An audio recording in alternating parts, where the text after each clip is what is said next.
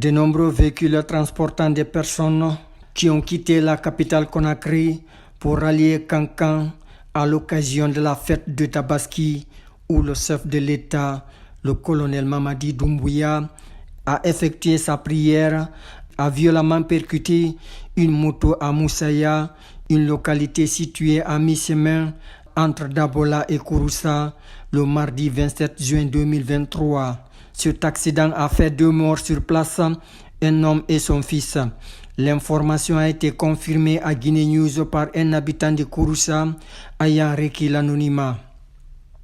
L'accident est survenu un peu plus tôt dans la matinée. Les corps de 2 victimes ont déjà été admis à la morgue de l'hôpital préfectoral de Kouroussa. En effet, un père de famille nommé Alpha Sirifa se rendait en moto à Dabola pour la fête avec son fils Mamadi Sirifa qui devait également se marier là-bas.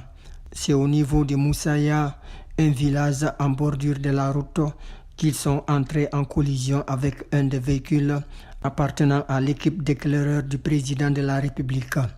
Et c'est sur place qu'ils ont perdu la vie. A confié l'interlocuteur au bout du téléphone de nos confrères en ligne.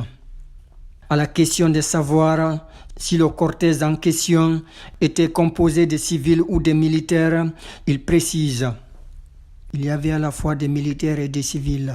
Cependant, après avoir percuté le monsieur et son fils, ils n'ont même pas daigné s'arrêter. Ils ont continué leur chemin comme si de rien n'était. Quelque temps après, nous avons vu 2 véhicules se détacher du cortège.